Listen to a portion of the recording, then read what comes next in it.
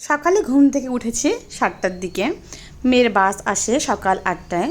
তো 7টা থেকে 8টা একদম দৌড়াদৌড়ি করে কাজ করতে হয়। একদিকে মেয়েকে রেডি করাতে হয়, একদিকে মেয়ের টিফিন রেডি করাতে হয়, আবার ওকে ভাত খাওয়াতে হয়। ওর জন্য প্রেশারে একটু সেদ্ধ ভাত করি, তো সেটাই খায়, ঘি দিয়ে খায়। আর টিফিন কখনো পাস্তা, ম্যাগি বা কখনো ফল কেটে দেই বা ডিম সেদ্ধ, কলা এগুলোই নিয়ে যায় টিফিনে। মানে বেশিরভাগ দিন এগুলোই নেয়, আর মাঝে মধ্যে বিস্কুট নেয়। তো আজকে ডিম সেদ্ধ আর কলা দিয়ে দিয়েছি। তারপরে ছেলে ঘুম থেকে উঠে পড়ে, ওকে সকালে খাইয়ে দিয়েছি। মেয়ের জন্য যে সেদ্ধ ভাতটা করেছিলাম, তো সেটাই ওকে খাইয়ে দিয়ে 9টার দিকে চলে এসেছি রান্নাঘরে। তো সকাল সকাল ও ভাতটা খায় না, অল্প খায়। তো দু একবার মুখে দিই, কারণ ওই ভাতটা না, প্রেশারের ভাতটা বেশিক্ষণ হয়ে গেলে আর খাওয়া যায় না, শক্ত শক্ত হয়ে যায়। তো গরম গরম থাকাতেই দু একবার মুখে দিয়ে দিই। তো ভাত আর ডালটা বসিয়ে দিয়েই আমি দেখো এখানটা একটু মুড়ি খেয়ে নিচ্ছি। তো পূজাটা আমি দিয়ে দিব, মা বাড়িতে নেই, তো সেজন্য পূজাটা আমিই দিব। এখানটায় বিস্কুট, কলা দিয়ে, দুধ দিয়ে মুড়িটা মেখে নিয়েছি। আর আমার কিন্তু বেশ লাগে দুধ কলা মুড়ি খেতে, বা আম মুড়ি, এগুলো খেতে বেশ ভালোই লাগে। আর দেখো বাইরে প্রচণ্ড রোদ উঠেছে, তো দুদিন বৃষ্টি হয়েছে, আবার রোদ। আর এখানে চাল কুমড়ো ফুল দেখো দেখাচ্ছি, বেশ ভালোই লাগে।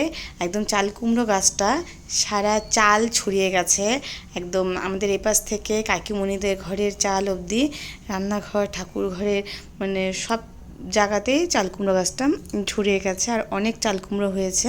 তো চাল কুমড়ো গাছের দু একটা খাওয়া হয়েছে, আর বেশিরভাগই পুর করা হচ্ছে। মানে পুর কুমড়োটা খেতে বেশ ভালোই লাগে আমাদের, মানে বাড়ির সবাই পুর কুমড়ো খেতে বেশ ভালোবাসি। একটু টক টক লাগে খেতে, ভালোই লাগে। আর এই দেখো ডালটা হয়ে গেছে, আর আমার খাওয়াও হয়ে গেছে, মুড়ি খাওয়া হয়ে গেছে।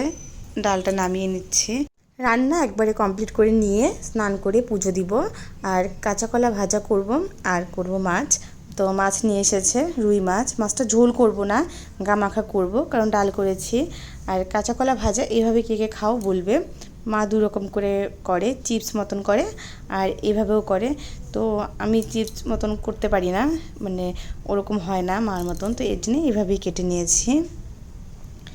তো কাঁচা কলাটা ভেজে নিয়ে মাছটা ভেজে করব। মাছটা আজকে একটু টক দই দিব, বাড়িতেই বানানো টক দই আছে।